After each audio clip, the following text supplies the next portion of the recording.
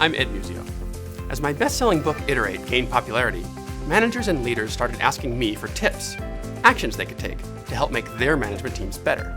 So I created this series to help you and your team iterate and improve, one small step at a time. This episode is Improve Group Problem Solving.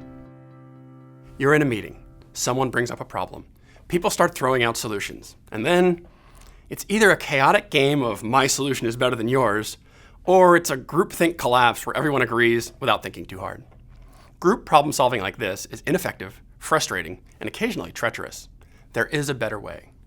Define your problem fully before considering solutions. Think of this as a process in 3 phases. Build a common database, interpret it, and resolve the problem. Let's get into the particulars. First, building a common database isn't trivial. Nearly every group will start with some level of agreement that there's a problem.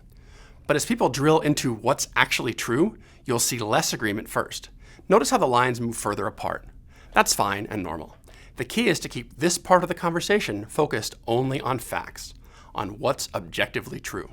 As the lines come back together, that's agreement on the shared data set, what people agree they know. That's always first.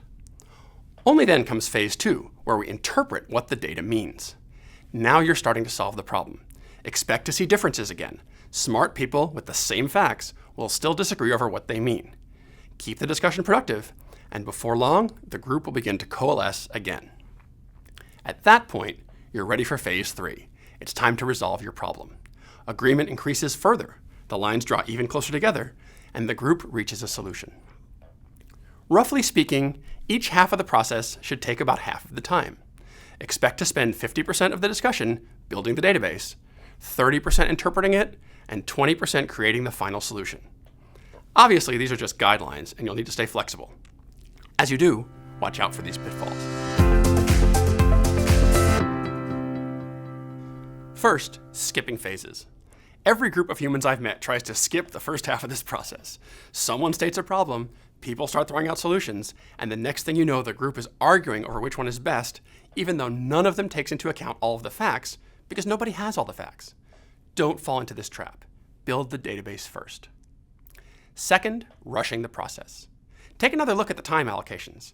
In a 1-hour meeting, you have about 30 minutes to agree on all of what's true about your problem. If you know that's not enough, you need to schedule more time together. If you shortchange fact-finding, you'll get worse solutions, and that costs a lot more time than a few minutes saved in a meeting.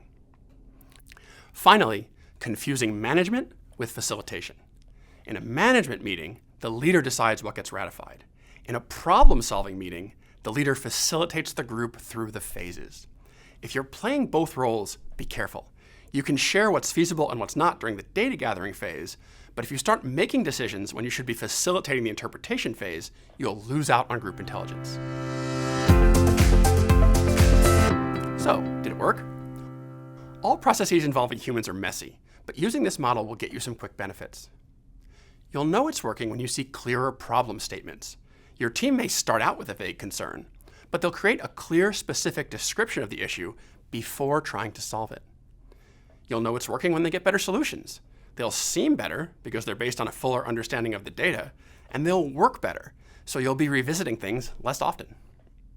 And you'll know it's working because you and your team will define separate meeting functions. Meetings designed to drill down and solve problems will be structured differently than meetings designed to ratify proposals and make decisions, even if all the same people are involved. This group problem-solving process supports disciplined meeting management, a core component of group decision-making, which is one of the 5 key practices of iterative management. Use it. Define your problem fully before considering solutions. Just follow the 3-phase model. Your team will come up with answers faster, which work better, and that's sure to help you iterate.